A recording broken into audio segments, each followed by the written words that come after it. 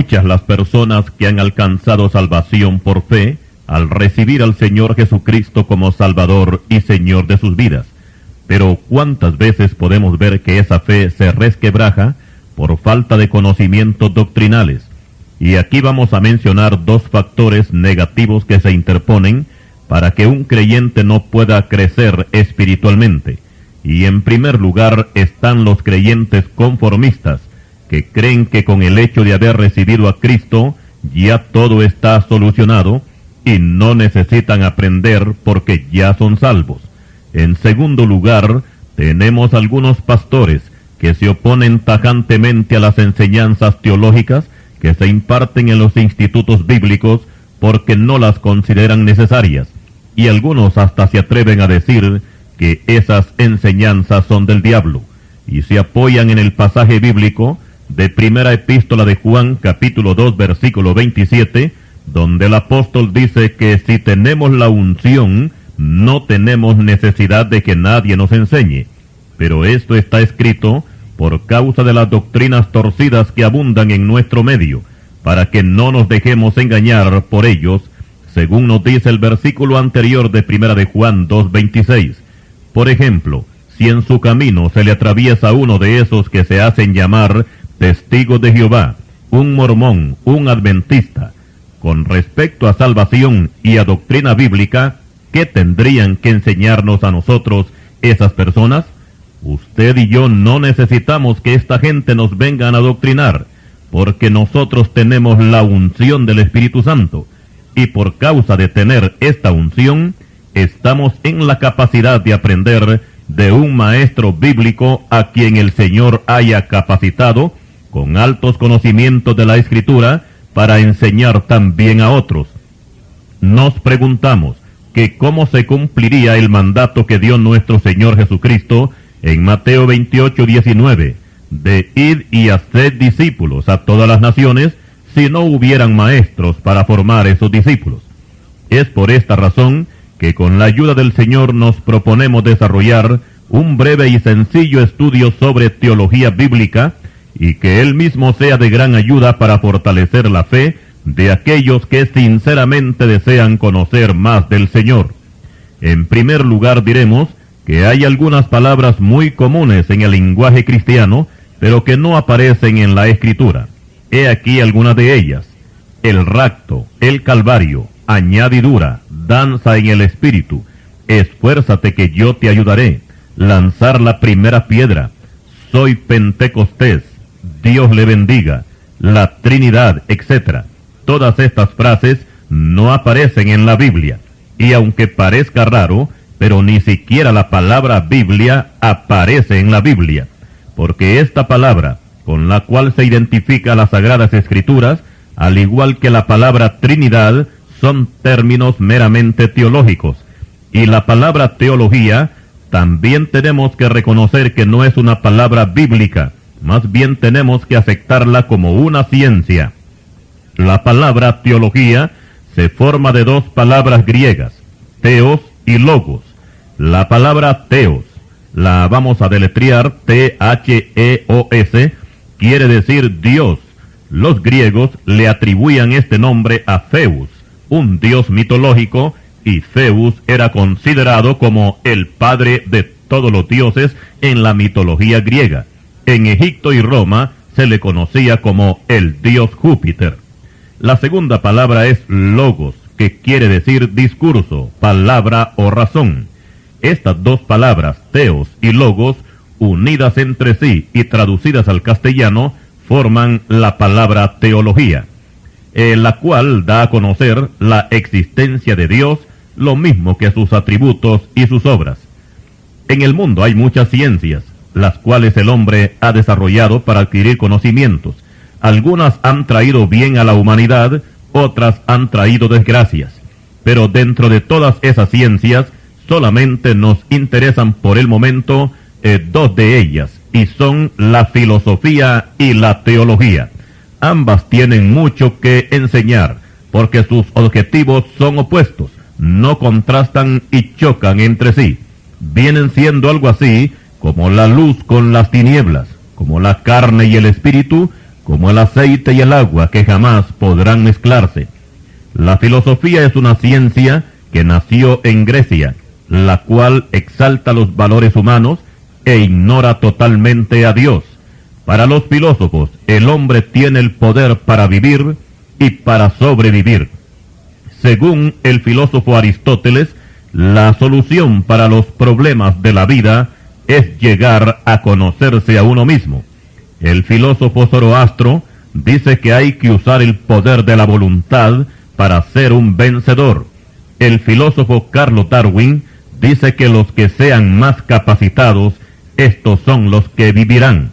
Pero Cristo les dice a todos estos filósofos: separados de mí nada podéis hacer. Juan capítulo 15 y versículo 5. El apóstol Pablo tuvo que enfrentarse con los filósofos atenienses, los cuales rechazaron el mensaje de la salvación en Cristo Jesús. Libro de los Hechos capítulo 17, versículos 16 al 32. Por eso cuando Pablo escribe a los colosenses, nos exhorta a que no vayamos a caer en la trampa de las huecas filosofías. Colosenses 2, versículo 8. Por su parte, la teología es la ciencia que exalta a Dios, que proclama su soberanía, su eternidad, su santidad, su justicia, su poder, su creatividad y todas sus obras.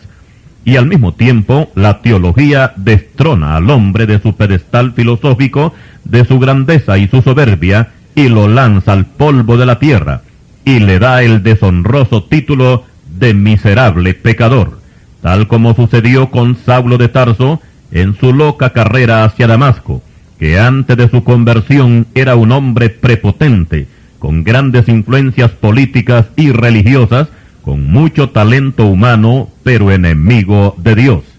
Después de su conversión, el mismo apóstol se colocó como el primero en la lista de todos los pecadores.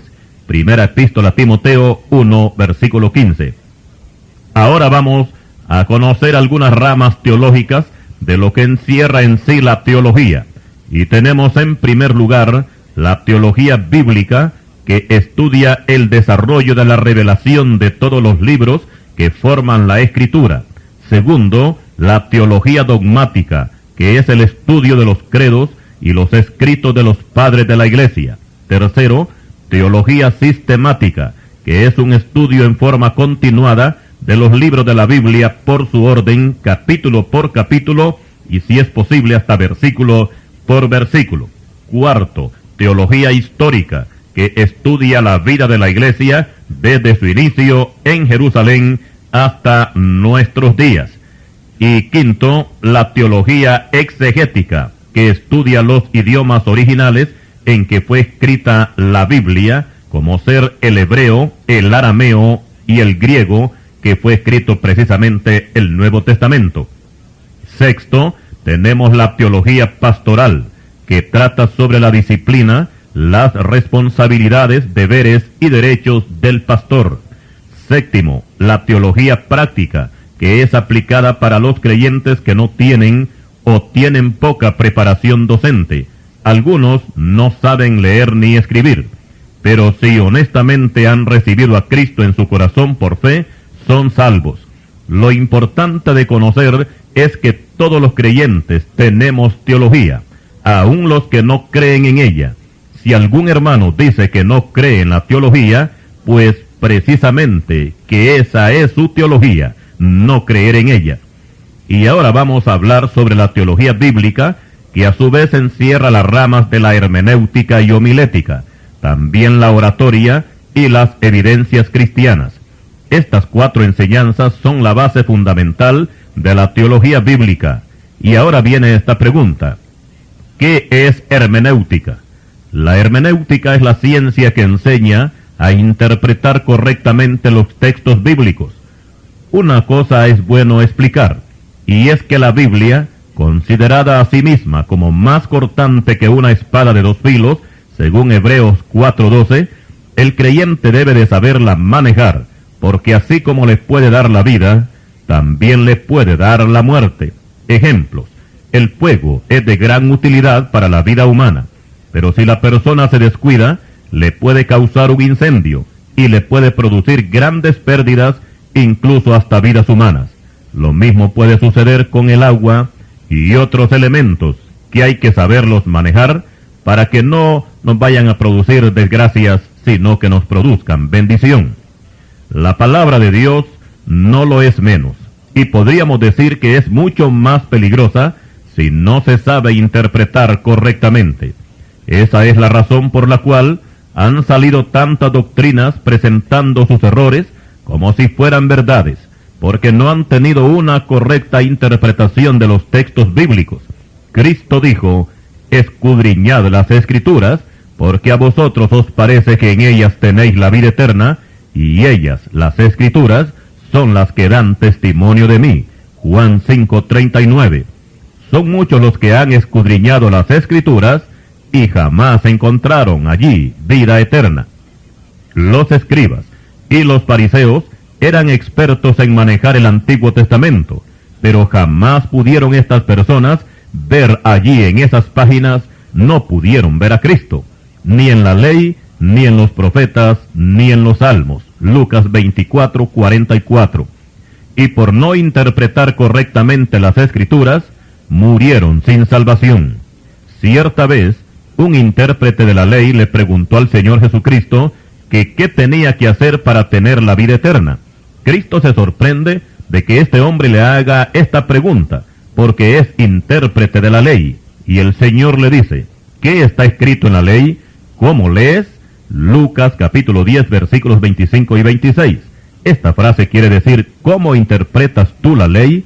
Y aquí cabe explicar algo muy importante, y es que una cosa es leer la Biblia, otra cosa es escudriñarla, otra cosa es interpretarla, y lo más importante del caso es interpretarla bien, porque desgraciadamente algunos la interpretaron mal y hoy andan más perdidos que cualquier otro perdido.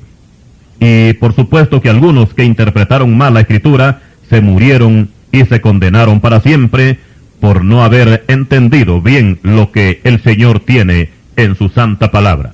Por eso consideramos de mucha necesidad un estudio teológico para los creyentes.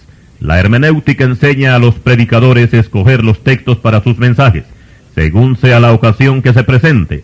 Cuando no existe una hermenéutica, lo que aparece para el predicador es una ensalada de versículos de principio a fin. A veces empieza hablando sobre la familia, luego hablamos de la crucifixión, después nos pasamos a la marca de la bestia y terminamos el sermón hablando de los diezmos. En esta forma no se puede edificar una iglesia. La teología nos muestra diferentes clases de mensajes, por ejemplo, mensajes doctrinales, mensajes ocasionales, geográficos, históricos, proféticos, mensajes para bodas y mensajes para darlos en la velatoria de un muerto, etc. Si se usa una buena hermenéutica y el predicador está lleno del Espíritu Santo, estamos seguros que la congregación va a disfrutar de un buen banquete. Algunas veces encontramos algunos textos que aparentemente están inconclusos, pero el complemento lo encontramos en otro capítulo o en otro libro de la Biblia. Ejemplos: en Proverbios 14:32 dice que por su maldad será lanzado el impío. En este versículo no dice dónde será lanzado, pero la hermenéutica nos conduce hasta Apocalipsis 20:15, donde Juan completa la parte inconclusa de Salomón y nos dice que los impíos serán lanzados al lago de fuego. También en Proverbios 26 Salomón pregunta que quién encontrará al hombre perfecto, al hombre de verdad. Usando la hermenéutica logramos un enlace en Juan 19:5 y dice así: y salió Jesús llevando la corona de espinas y el manto de púrpura, y Pilato les dijo: he aquí el hombre por quien pregunta Salomón que quién lo hallará. Pilato responde y dice: he aquí el hombre. Notemos que Pilato no dijo: he aquí un hombre, porque entonces el enlace no encaja. Pilato dijo: he aquí el hombre, y presentó a Cristo a la multitud. Continuaremos.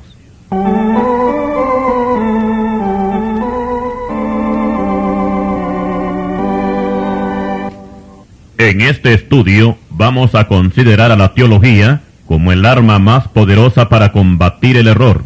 Cristo le dijo a los saduceos: erráis ignorando las Escrituras y el poder de Dios. Mateo 22:29. son muchos los que leen la Biblia, pero no todos la entienden. También son muchos los que creen en Dios, pero no conocen a Dios. En todas las épocas han habido gran cantidad de teólogos, pero algunos de ellos no han sido salvos, porque aquí es bueno aclarar que no son los altos conocimientos teológicos los que salvan. Recordemos que la teología no es una salvación, sino una ciencia. Para que un teólogo pueda ser salvo, tiene que vivir un cristianismo puro, porque la misma ciencia de la teología enseña que solamente por medio del sacrificio expiatorio de Cristo se puede obtener el perdón de los pecados, y obedeciendo sus mandamientos se puede obtener salvación y vida eterna. Por supuesto que en la Biblia vamos a encontrar algunas cosas muy difíciles de entender, principalmente algunas epístolas de Pablo, las cuales los indoctos e inconstantes tuercen, como también las otras escrituras, para su propia perdición. Segunda epístola de Pedro 3, versículos 15 y 16. Pedro se refiere a las otras escrituras como el Antiguo Testamento, y que muchos interpretan mal para su propia perdición. Y es aquí donde se necesita emplear la hermenéutica para obtener una buena interpretación bíblica. A veces encontramos algún texto que aparentemente se contradice con otro texto, y vamos a poner un ejemplo, y es en el caso de la salvación por fe, tal como la presenta Pablo en Efesios capítulo 2 versículos 8 y 9, donde se nos dice que la salvación es por fe y no por obras, para que nadie se gloríe.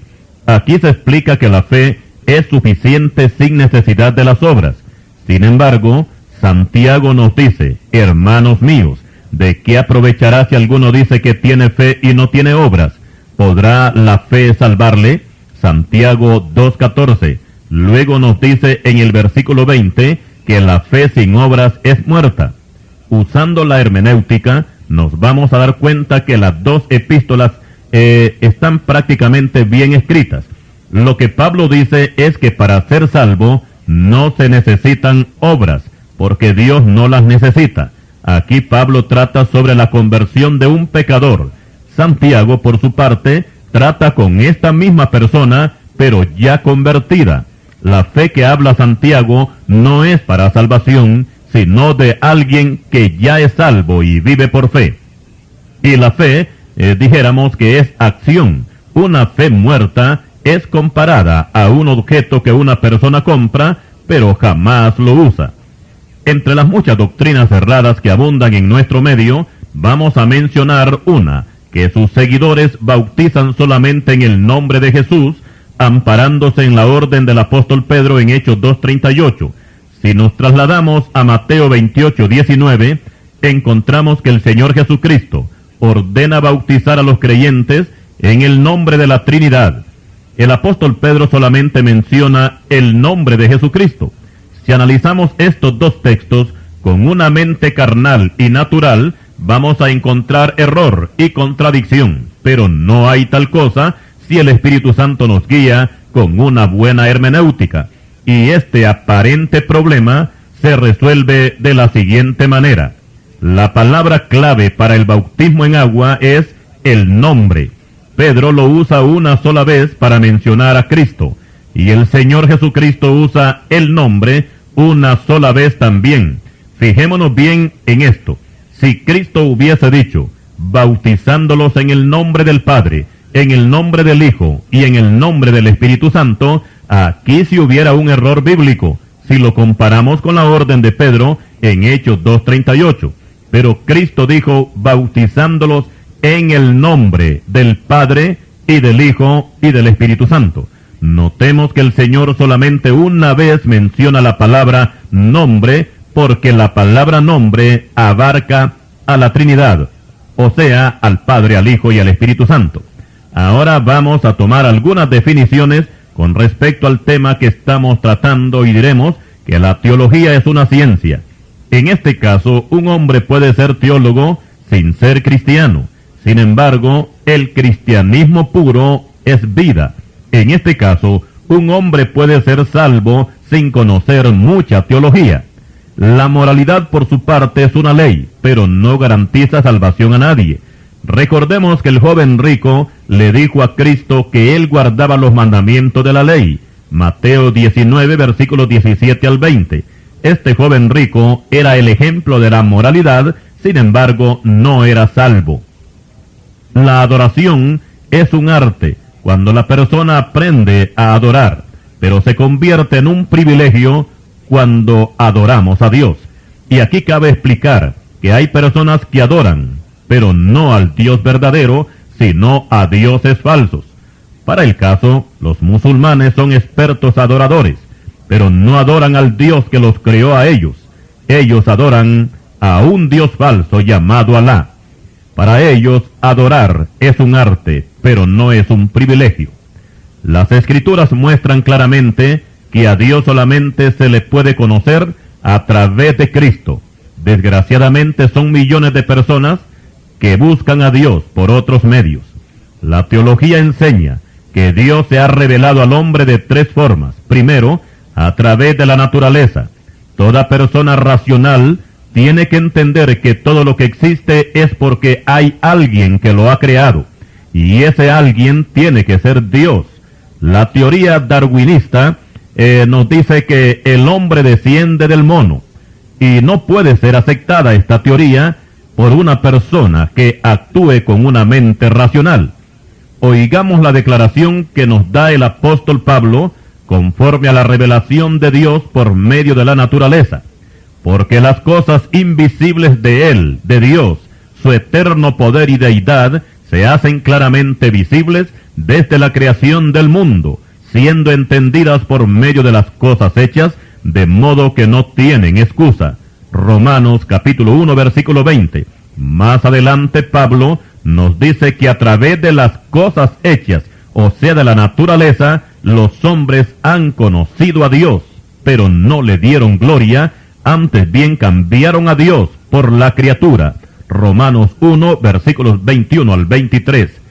Pero si algunos no quisieron conocer a Dios a través de las cosas hechas, ahora Dios se revela en esta segunda forma, y es a través de la Escritura. La Biblia es un libro que contiene toda la revelación de Dios para que los hombres puedan conocer a Dios. Los profetas antiguos tuvieron la revelación de Dios, la cual fue escrita en tablas de piedra o pergaminos, y se conservaron como testimonio de que Dios había hablado. Los judíos fueron los encargados de recibir, guardar y preservar esta palabra, tal como lo dice Pablo en Romanos 3, versículos 1 y 2. El versículo 3 dice que algunos fueron incrédulos, no creyeron en Dios, aún teniendo la palabra de Dios en sus manos. Y aquí es donde podemos ver una gran crisis espiritual en el hombre, porque en las dos formas en que Dios se ha revelado, el hombre no ha detectado su presencia. Pero viene la tercera, y es cuando Dios se revela por medio de su Hijo, el Señor Jesucristo. Pero desgraciadamente, son millones de personas en el mundo que ni en esta tercera forma han querido conocer a Dios. En el Evangelio de Juan, capítulo 1 y versículo 18, se nos dice que a Dios nadie le ha visto jamás. El unigénito Hijo que está en el seno del Padre, Él le ha dado a conocer. Y Cristo mismo declara que el que me ha visto a mí, ha visto al Padre. Juan 14, 9. La epístola a los Hebreos comienza con la siguiente declaración: Dios, habiendo hablado muchas veces y de muchas maneras en otro tiempo a los padres por los profetas, en estos postreros días nos ha hablado por el Hijo, a quien constituyó heredero de todo y por quien asimismo hizo el universo. Hebreos capítulo 1, versículos 1 y 2. Por otra parte, la teología nos enseña que la redención del hombre, realizada por Cristo en la cruz, quedó totalmente terminada cuando el Señor dijo, consumado es. Juan 19, versículo 30. Sin embargo, la revelación quedó inconclusa, o sea que Cristo no dio toda la doctrina que la iglesia iba a necesitar. Él lo dijo claramente en Juan capítulo 16, versículos 12 y 13. Aún tengo muchas cosas que deciros, pero ahora no las podéis sobrellevar. Pero cuando venga el Espíritu de verdad, Él os guiará a toda la verdad. Es por esta razón que el Señor escogió al apóstol Pablo para que escribiera la mayor parte de las epístolas, que junto con las epístolas de Pedro, Juan, Santiago y Judas, y también el libro de los Hebreos, servirían para completar la doctrina que ya el Señor les había prometido que iban a recibir por el Espíritu. Esto quiere decir que Cristo continuaría con su ministerio de enseñanza aún después de resucitado y ascendido al cielo. Pablo decía que el evangelio que él predicaba no era según hombre, ni lo aprendió de hombre alguno, sino por revelación de Jesucristo. Gálatas capítulo 1, versículos 11 y 12. Ahora vamos a tratar con toda la Escritura, esto es, el Antiguo y el Nuevo Testamento, y la vamos a definir en tres términos que son, primero, revelación, que quiere decir descubrir algo que no se conocía. Segundo, inspiración, que quiere decir comunicar lo que ya se ha descubierto. Y tercero, iluminación, que quiere decir entender lo que se está comunicando. Estos tres términos tienen que ir entrelazados forzosamente, aunque no es considerado necesario que un solo creyente pueda ser acreedor a estas tres definiciones, y vamos a mencionar algo muy importante. Aquí tenemos un ejemplo. Los profetas, todos ellos tuvieron revelación y también tuvieron inspiración, porque los santos hombres de Dios hablaron siendo inspirados por el Espíritu Santo, nos dice la segunda epístola de Pedro, capítulo 1 y versículo 21. Pero es necesario aclarar que no todos los profetas tuvieron iluminación, o sea que no entendieron lo que ellos mismos escribieron, tal como lo dice el apóstol Pedro, que los profetas de la antigua ley, a ellos se les reveló de la salvación que Dios iba a dar al mundo, pero no fueron iluminados para conocer al Salvador, que en este caso era Cristo Jesús, y escudriñaron para saber quién iba a ser esa persona, pero no lo consiguieron, porque esa iluminación estaba reservada en forma exclusiva para la iglesia cristiana. Primera epístola de Pedro, capítulo 1 y versículos 10 al 12. Ahí tenemos esta enseñanza, que los profetas quisieron indagar quién era esa persona de quien ellos escribían, pero la iluminación no llegó a ellos y no conocieron que escribían de Cristo. Ahora veamos estas tres definiciones compartidas. En el Evangelio de Lucas, capítulo 1 y versículo 1 al versículo 4, encontramos inspiración en el escritor Lucas, pero no hay revelación en esos 4 versículos primeros que encontramos en el Evangelio de Lucas, capítulo 1, versículo 1 al 4. Pero ahí encontramos algo muy importante, que está el apóstol Lucas trabajando diligentemente para formar ese Evangelio.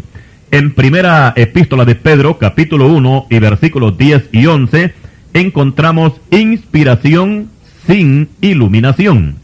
En el libro de Apocalipsis encontramos en el capítulo 1 del versículo 1 al 11, revelación con inspiración, esto es, con el apóstol Juan en la isla de Patmos. Y también vamos a tener revelación con inspiración, tenemos ahí más adelante, pero encontramos poca iluminación para el apóstol Juan, porque gran parte de la escritura del libro de Apocalipsis se escribe a través de simbolismos, o sea que muchas cosas que Juan escribió no las entendió él mismo. Sin embargo, el apóstol Pablo tiene revelación, inspiración e iluminación.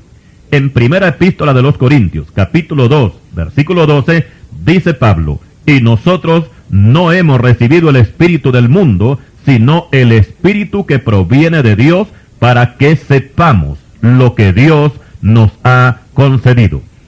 Si la iglesia en este tiempo tiene la palabra revelada e inspirada, procuremos recibir iluminación para poder entenderla. Si el Espíritu Santo no brinda iluminación al creyente para entender la palabra de Dios, la Biblia será solamente un poco de papel en sus manos. Aclaramos que la iluminación no es para revelar nuevas verdades, sino para dar entendimiento sobre verdades que ya han sido reveladas. Continuaremos. Y continuando con nuestro estudio sobre teología, vamos a hablar de las figuras literarias que aparecen en la Biblia, y que no solamente es bueno, sino necesario que todo pastor conozca, también los líderes y todo aquel hermano que desee conocer más a fondo los textos bíblicos. A continuación presentamos una lista de estas figuras y después daremos su significado. En primer lugar tenemos la metáfora, la paradoja, la metonimia, la sinecdoque, la ironía, la hipérbole, la apóstrofe, la personificación, el eufemismo, el antropomorfismo, los tipos, los símbolos, los símil, las parábolas, las alegorías, las fábulas, los enigmas, el proverbio, los modismos hebraicos, etc. Recordemos que una buena interpretación de los textos bíblicos ayudará al cristiano a vivir una vida más entregada a Dios. Cristo dijo, escudriñad las Escrituras, Juan 5:39. Y ahora vamos a analizar esta figura de la metáfora. La metáfora indica la semejanza entre dos cosas muy diferentes, declarando que una de ellas es la otra. Ejemplos. Cristo dijo, vosotros sois la luz del mundo, Mateo 5:14, o vosotros sois la sal de la tierra, Mateo 5:13. Literalmente hablando, ningún cristiano es luz ni es sal, porque aún el más santo de los cristianos necesitará luz material para alumbrarse donde está oscuro, y también necesitará sal material para sazonar sus comidas. Pero hablando en metáfora, sí se puede aceptar la frase, porque la expresión vosotros sois la luz del mundo quiere decir, vosotros que lleváis el mensaje del Evangelio, sois como una luz para el mundo. Otra metáfora encontramos en Génesis capítulo 15 y versículo 1, cuando Jehová le dice a Abraham que él es su escudo. Literalmente hablando, Dios no es un escudo, Dios es espíritu, nos dice Juan 4:24, pero la metáfora indica que Dios va a proteger a Abraham como si éste tuviera un escudo al frente. En la Escritura vamos a encontrar una gran cantidad de metáforas, pero mencionaremos una más y la encontramos en Isaías capítulo 3 y versículo 15 y citamos, ¿qué pensáis vosotros que majáis a mi pueblo y moléis las caras de los pobres? Dice el Señor Jehová de los ejércitos. Claro está que en forma literal, los gobiernos no oprimen al pueblo a golpes, ni muelen la cara de los pobres como si se tratara de meterlos en un trapiche. La metáfora de majar y moler al pueblo significa apretarlo con los impuestos o con los famosos paquetazos, como se les conoce en Honduras. Isaías 3:15. Ahora veamos qué es metonimia. Metonimia es el uso de una palabra en lugar de otra. Ejemplo, en Génesis capítulo 6 versículo 12 dice, y miró Dios la tierra, y he aquí que estaba corrompida, porque toda carne había corrompido su camino sobre la tierra. Aquí podemos notar que literalmente la carne de los contemporáneos de Noé, la carne física, no estaba corrompida, sino que el pecado había rebasado la copa, y la frase que habían corrompido su camino sobre la tierra significa que esta gente vivía sin ley. Podíamos pensar que peor que los animales. La figura literaria, o sea en este caso la metonimia, desaparecería si Génesis capítulo 6 y versículo 12 dijera, y miró Dios la tierra, y he aquí que había demasiado pecado, porque toda persona se había apartado de lo bueno, y vivían sin ley y sin moral. Tal vez aquí podemos notar que usted mismo puede notar con ese versículo que la metonimia desaparece, porque aquí se habla ya en una forma clara y no hay esa figura. También hay metonimia en Primera de Juan capítulo 1 versículo 7, cuando dice el apóstol que si andamos en luz, como Él está en luz, tenemos comunión unos con otros. La figura de la metonimia desapareciera si eliminamos la palabra luz. Si el versículo dijera, si andamos en santidad, en justicia y en amor, como Dios es santo, justo y bueno, entonces podemos tener comunión unos con otros. Ahí ya no hay metonimia.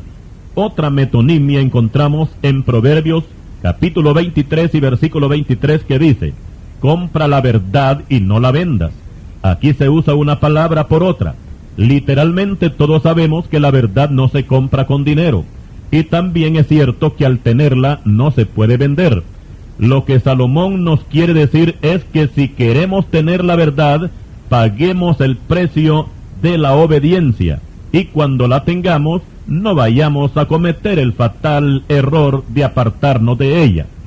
Cristo hace desaparecer la figura literaria de la metonimia cuando dice claramente, refiriéndose a este mismo caso, y conoceréis la verdad. Ya Cristo no dice que hay que comprar la verdad, sino y conoceréis la verdad, y la verdad os hará libres. Juan 8:32. Ahora vamos a conocer qué es una sinecdoque. La sinecdoque aparece cuando en el pasaje bíblico se apunta una parte por el todo o el todo por una parte. Ejemplo, el apóstol Pablo cita las palabras del Señor Jesucristo referente a la cena de la Pascua y dice en 1 Corintios 11:27, cualquiera que comiere este pan o bebiere esta copa, todos sabemos que la copa no se bebe, sino que sirve para beber en ella. Y también cuando Pablo dice, el que bebiere esta copa, no se refiere a que una sola persona se la va a beber toda esa copa. Aquí la enseñanza apunta el todo por una parte. El todo es la copa llena, la parte es el poquito que cada creyente va a tomar. 1 Corintios 11:27. En Lucas capítulo 2 versículo 1 encontramos que Augusto César promulgó un edicto para que todo el mundo fuese empadronado, o sea, censado. Los que conocen de historia saben que no todo el mundo estaba bajo el dominio de Augusto en ese tiempo. Y aquí vemos el todo por una parte. La frase todo el mundo indica el todo, y la parte corresponde a los territorios conquistados por Roma. Lucas capítulo 2 versículo 1. Ahora veamos la sinecdoque aplicada al revés. En Éxodo capítulo 4 versículo 12, Jehová le dice a Moisés, ahora pues ve y yo estaré con tu boca. Es natural que Dios no va a estar solamente con la boca de Moisés, sino con todo su ser. Pero la frase estaré con tu boca lo abarca todo, o sea que aquí vemos una parte por el todo. Josué dice, yo y mi casa serviremos a Jehová. Josué 24:15. Aquí la casa representa toda la familia de Josué, una parte por el todo. También tenemos una sinecdoque en Ezequiel 3:17, cuando Dios le dice al profeta, hijo de hombre, yo te he puesto por atalaya a la casa de Israel. Aquí tenemos una parte por el todo. La casa es la parte que representa a todas las casas donde viven los israelitas y por consiguiente a toda la nación de Israel. Ezequiel 3, versículo 17. Ahora vamos a explicar qué es una ironía. La ironía es la expresión de una idea expresada en sentido contrario para exponer lo absurdo del caso. Se puede considerar como una burla o un reproche. Vamos a tener como ejemplo que cuando los amigos de Job, en vez de consolarlo a causa de que tenía aquella grave enfermedad, aquella plaga que ya todos conocemos, estos amigos, en vez de consolarlo, lo acusan de que por causa de su pecado es que le ha venido ese gran mal, y le dedican unos tremendos discursos. Job les dice, ciertamente vosotros sois el pueblo, y con vosotros morirá la sabiduría. Job capítulo 12, versículo 2.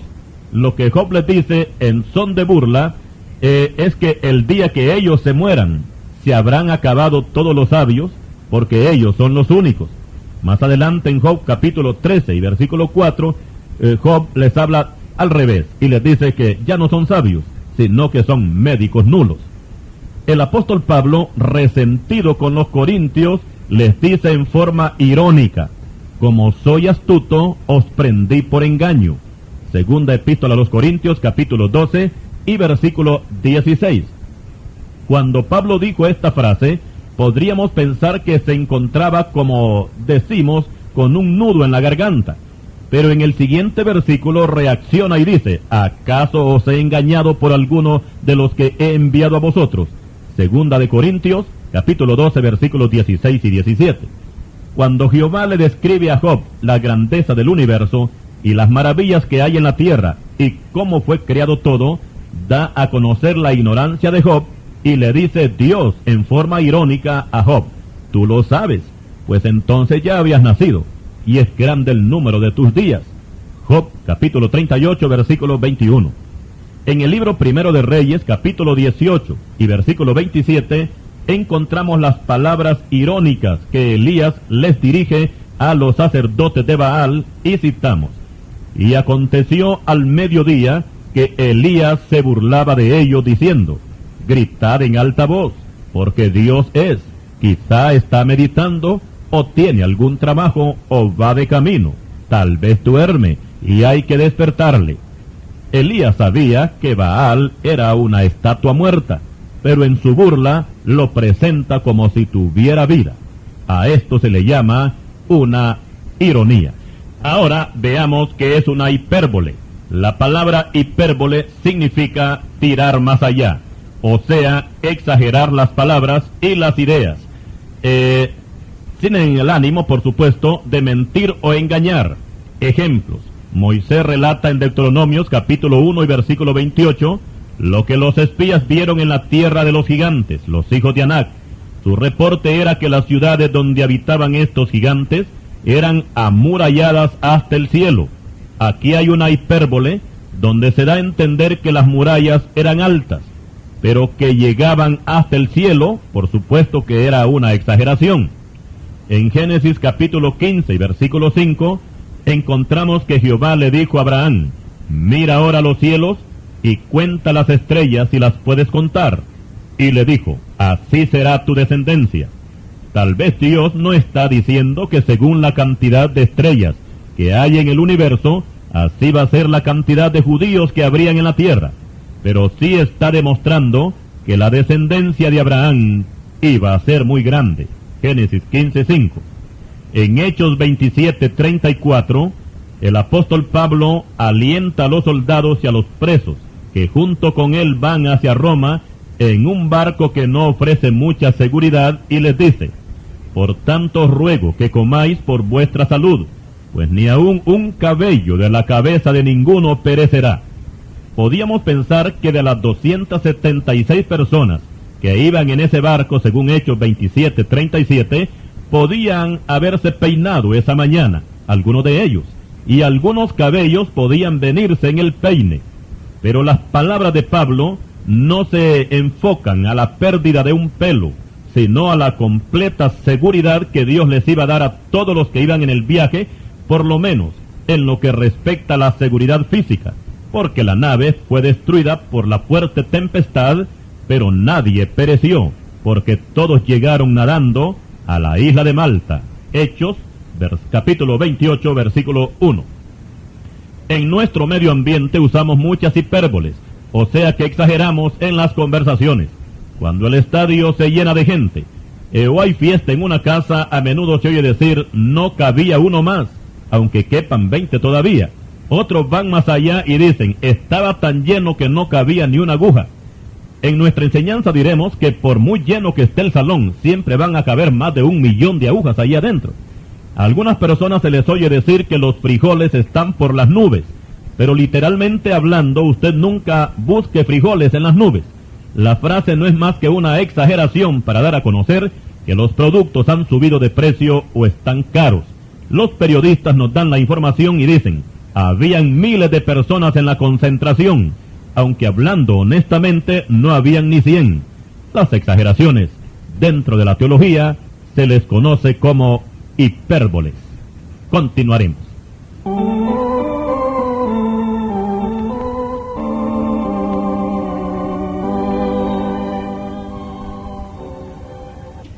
Y siguiendo con las figuras literarias que encontramos en la Biblia, y después de haber analizado anteriormente lo que es una metáfora, metonimia, sinecdoque, ironía, hipérbole, ahora vamos a pasar a la apóstrofe. La apóstrofe se presenta cuando las palabras son dirigidas a personas ausentes o muertas, o también a objetos que no tienen vida. Ejemplos: en el libro 2 de Samuel, capítulo 18 y versículo 33, encontramos al rey David cuando recibe noticias de la muerte de su hijo Absalón, que lloró en su habitación y dijo: Hijo mío, Absalón, hijo mío, Absalón, que me diera que muriera yo en lugar de ti, Absalón, hijo mío, hijo mío. Aquí David habla con su hijo, pero Absalón ya está muerto, y con todo y eso, el cadáver de Absalón está bien lejos de donde se encontraba David. A esto se le llama una apóstrofe. Esta misma figura la encontramos en Mateo capítulo 23 versículos 37 al 39, cuando nuestro Señor Jesucristo le habla a la ciudad de Jerusalén y dice: Jerusalén, Jerusalén, que matas a los profetas y apedreas a los que te son enviados. Es natural que al hablarle a la ciudad se está refiriendo a los habitantes de ella. En Marcos 4 versículo 39, el Señor usa una apóstrofe cuando se dirige al mar y al viento y le dice: calla, enmudece. Todos sabemos que tanto el mar como el viento son elementos de la naturaleza que dentro de la lógica y de lo normal no están sujetos a las palabras humanas para poder controlarlos. Pero el Señor usa la expresión de la palabra no para que el viento y el mar la oigan, porque ellos no tienen oídos, sino para que la oigan los asustados discípulos y reconozcan su autoridad y su fe sea aumentada. También encontramos apóstrofes en Isaías capítulo 1 y versículo 2 y citamos: Oíd cielos y escucha tu tierra, porque habla Jehová. Aquí se refiere que tanto los seres celestiales como toda la raza humana tienen que oír la voz de Dios. En el juicio del 6º sello de Apocalipsis, los pecadores hablarán a los montes y a las piedras. Apocalipsis 6:16. En 1 de Corintios 15:55 se le habla a la muerte y a la sepultura. ¿Dónde está, oh muerte, tu aguijón? ¿Dónde, oh sepulcro, tu victoria? Y si usted sigue escudriñando la Escritura, va a encontrar gran cantidad de esta misma figura que es la apóstrofe. Ahora vamos a analizar qué es un eufemismo. El eufemismo consiste en expresar con suavidad o decoro una idea que podría ofender a segundas o a terceras personas. La Biblia contiene gran cantidad de eufemismos. Ejemplos: la frase tener relaciones sexuales parece que suena un poco pesado al oído del oyente. Por eso la Biblia usa la palabra conocer. Conoció Adán a su mujer Eva, la cual concibió y dio a luz a Caín. Génesis 4:1. La frase conoció o se llegó a ella abunda en el Antiguo Testamento. En el Nuevo Testamento encontramos el caso de José y María. Mateo nos dice que José no conoció a su esposa hasta que dio a luz a su hijo primogénito. Mateo 1, versículo 25. En este pasaje encontramos un eufemismo. La mujer de Potifar, al invitar a José, usó la frase duerme conmigo. Génesis 39:7. Otras versiones de la Biblia dicen acuéstate conmigo, pero aún así siempre hay eufemismo en las dos interpretaciones. En nuestro diario vivir también se usan los eufemismos, como hacer las necesidades. La visita a veces en una casa dice me presta el baño. En el área rural es voy al monte. Y cuando algún enfermo no da señales de que va a vivir, o sea que se encuentra agonizando, los amigos o parientes usan esta frase: por cualquier cosa me avisas. Esta frase de por cualquier cosa es la mejor que se puede usar, porque suena muy pesado decir si fulano se muere, me avisas. Posiblemente usted usa algunos eufemismos más en sus conversaciones. Y ahora analizamos qué es una paradoja. La paradoja aparece cuando se expresan verdades aparentemente contradictorias en una sola oración. Por ejemplo, cuando el sumo sacerdote conjuró a Cristo para que confesara si él era el Cristo, el Hijo de Dios, el Señor le dijo: tú lo has dicho, y además os digo que desde ahora veréis al Hijo del Hombre sentado a la diestra del poder de Dios y viniendo en las nubes del cielo. Mateo 26, versículos 63 y 64. La paradoja consiste en que el Señor confiesa que Él es el Hijo de Dios, pero a continuación declara que Él es el Hijo del Hombre. Dijimos que aquí hay una paradoja, pero no hay contradicción, porque Cristo ostenta los dos títulos, el Hijo de Dios y el Hijo del Hombre. En Juan capítulo 6, versículos 51 y 52 encontramos otra paradoja, cuando Cristo dice: yo soy el pan que vino del cielo. Luego nos dice que el pan es su carne, y que todo aquel que quiera ser salvo tiene que comer su carne y beber su sangre. Los ignorantes judíos se espantaron con esta declaración y dijeron: ¿cómo puede éste darnos a comer su carne? Le recomendamos que estudie bien la Biblia, y tanto en el Antiguo como en el Nuevo Testamento va a encontrar usted muchas paradojas. Y ahora vamos a analizar qué es una personificación.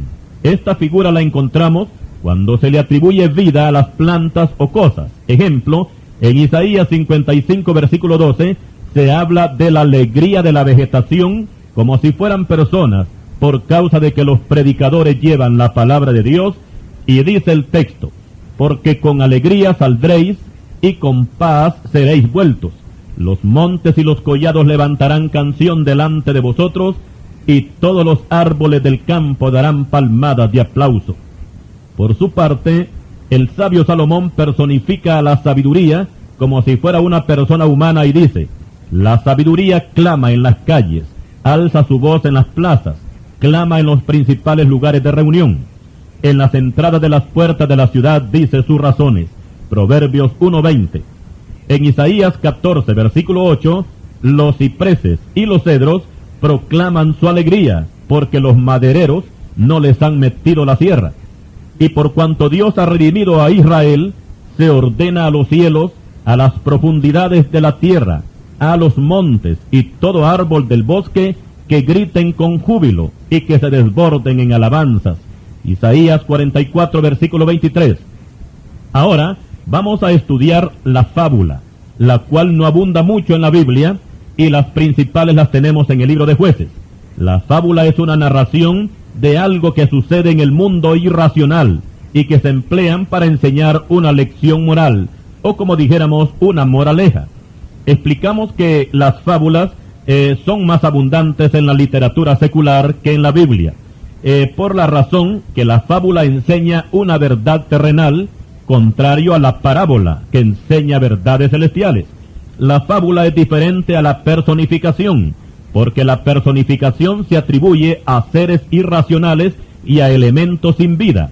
En la fábula, lo irracional cobra vida y habla por sí misma, tal como sucede en el libro de Jueces, capítulo 9, de los versículos 8 al 15, donde se lleva una gran conferencia entre los árboles del bosque, y ahí podemos encontrar al olivo, a la vid, a la higuera y también a la zarza, hablando como si fueran seres humanos, para elegir quién va a gobernar sobre ellos. En segundo libro de Reyes, capítulo 14 y versículo 9, encontramos también otra fábula, donde el cardo le envía un mensaje al cedro que está en el Líbano.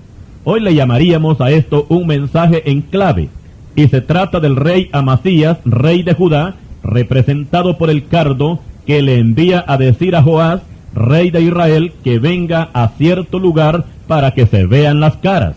Joás representa al cardo, y en este caso es Joás quien envía el mensaje, y le dice que no venga a encontrarse con él porque las fieras lo van a despedazar. Pero Amasías no entendió el mensaje y se lanzó a la batalla, y en Bet-Semes se vieron las caras con Joás. y éste lo tomó prisionero. Segundo libro de Reyes, capítulo 14, versículos 9 al 12. Ahora pasamos a la figura literaria que es el antropomorfismo, que son dos palabras griegas unidas. La primera es antropos, que quiere decir hombre, y morfes, que quiere decir forma. Juntas quieren decir en forma de hombre, y esta figura se emplea para hablar de Dios en su relación con el hombre como si Dios fuera una persona humana. En este caso, un hombre. La Biblia abunda en ejemplos con respecto a esta figura, y mencionaremos a los hechiceros de Faraón, que cuando Dios envió la plaga de los piojos a Egipto, ellos con sus encantamientos no pudieron hacer piojos, y dijeron, dedo de Dios es este. En Proverbios capítulo 22, versículo 12, encontramos que los ojos de Jehová velan por la ciencia. En Isaías 59, versículo 1, encontramos la mano y el oído de Dios. He aquí que no se ha cortado la mano de Jehová para salvar, ni se ha grabado su oído para oír. En Isaías 66, versículo 1, se habla que el trono de Dios está en el cielo y sus pies descansan sobre la tierra. El profeta Nahum nos dice que las nubes son el polvo de los pies de Dios. Nahum capítulo 1, versículo 3. En Éxodo capítulo 33, versículo 11, se nos dice que Moisés hablaba con Jehová cara a cara. En Isaías 1:14 se dice que Dios tiene alma. En Hechos 13, 22 se nos dice que tiene corazón y que también tiene memoria. Y en el Salmo 42, 9, el salmista deja ver como si a Dios se le ha olvidado algo muy importante. En Génesis capítulo 18 y versículo 21, Moisés nos quiere dar a entender como si Dios necesita ver para saber algo, y es conforme al juicio de Sodoma y Gomorra. Y vamos a citar este pasaje, y dice, descenderé ahora y veré si han consumado su obra según el clamor que ha venido hasta mí, y si no, lo sabré. En Éxodo 33, 20, se nos presenta a Dios como si tuviera rostro humano, y también como si tuviera espaldas, y como si tuviera mano. Y citamos cuando Dios le habla a Moisés, no podrás ver mi rostro, porque no me verá hombre y vivirá. Y dijo aún Jehová, he aquí un lugar junto a mí, y tú estarás sobre la peña. Y cuando pase mi gloria, yo te pondré en una hendidura de la peña, y te cubriré con mi mano hasta que haya pasado. Después apartaré mi mano, y verás mis espaldas, mas no se verá mi rostro. Libro de Éxodo capítulo 33, versículos 20 al 23. En Isaías 40, versículo 12, se nos dice que Dios midió las aguas con el hueco de su mano, y los cielos los midió con la palma de su mano, y con 3 dedos juntó el polvo de la tierra. ¡Qué maravilloso es todo esto, de veras! Recordemos que la palabra de Dios nos declara en una forma categórica que Dios no es hombre. Nos dice Números 23, 19. Dios es espíritu, dice Juan 4, 24. Pero Él es tan bueno que en su relación con el ser humano se coloca en una posición como si realmente Él fuera una persona humana, porque de otra manera resultaría muy difícil entenderlo y conocerlo. Y para concluir con esta primera parte de este estudio de teología, diremos que Dios no solamente se presenta a través de esta figura de antropomorfismo, sino que se manifiesta en forma no de figura, sino literalmente cuando Él se hizo carne y entró al mundo en la divina persona del Señor Jesucristo. Cristo le dijo al discípulo Felipe, el que me ha visto a mí, ha visto al Padre. Juan 14, 9.